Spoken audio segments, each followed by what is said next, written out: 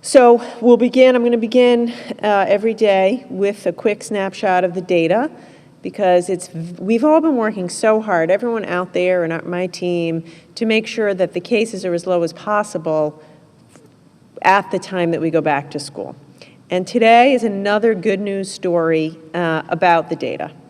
Yesterday, we performed over 3,500 tests. It's a lot of tests.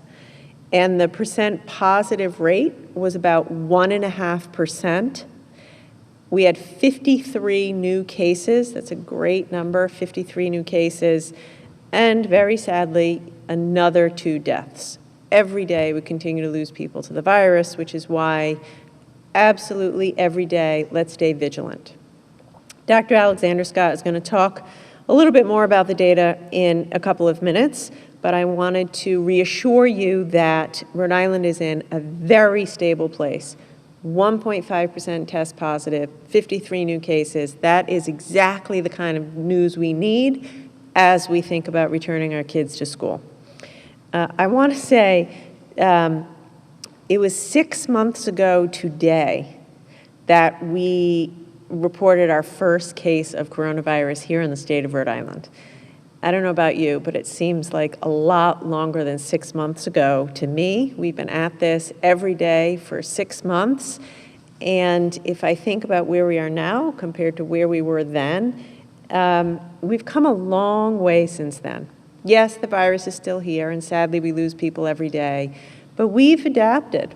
You know, we have adapted the way we do business, the way we live.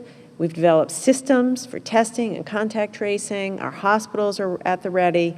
So to all of you who've been working hard and struggling through this for the past 6 months, I want to say thank you. And I want to remind you, there is light at the end of the tunnel. There will be a vaccine. I don't know when. Members of the press may ask me, I don't know when.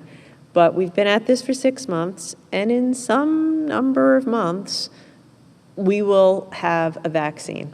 And so we just have to hang in there a bit longer. I'll start by giving a very brief snapshot of our numbers for the day.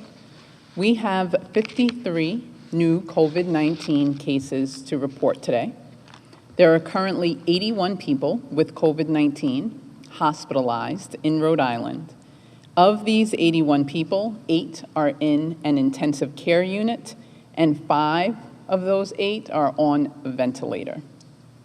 As I said yesterday, these hospitalization numbers have been stable over the last 2 weeks. Sadly, we do have 2 additional COVID-19 associated fatalities to report. 1 person was in their 60s and 1 person was in their 70s. Our sympathies and prayers are with the families of these Rhode Islanders.